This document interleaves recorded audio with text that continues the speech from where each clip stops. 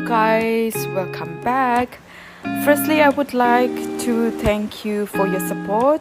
We truly appreciate it. Today we are visiting the village of Ettal to visit the beautiful Linderhof Palace, which is about 1.5 hour drive from Munich.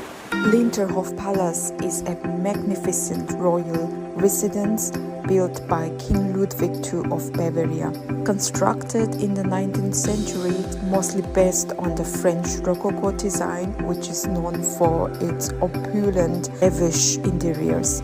Unfortunately, we cannot show you the interior of the palace because photography and videography is forbidden here, but I was totally awestruck by the beauty and the craftsmanship.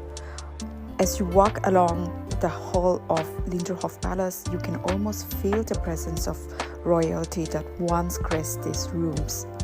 As someone who loves nature and as someone coming from Nagland where we have beautiful nature, I really liked the park and garden surrounding the Linderhof Palace as well, and it was just as impressive as the palace itself. Gardens were filled with fountains, sculptures and manicured lawns, creating a peaceful setting for visitors to explore.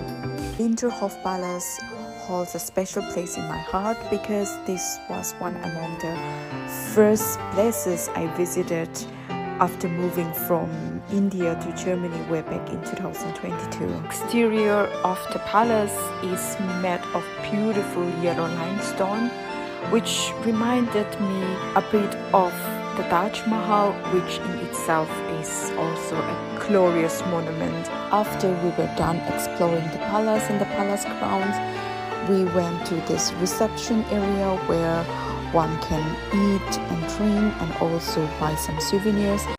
On our way back home, a very beautiful sight caught our attention and we decided to check it out. Ettal Abbey, also located in the village of Ettal, is a monastery founded over 700 years ago. A must destination for those people who visits the Linderhof Palace.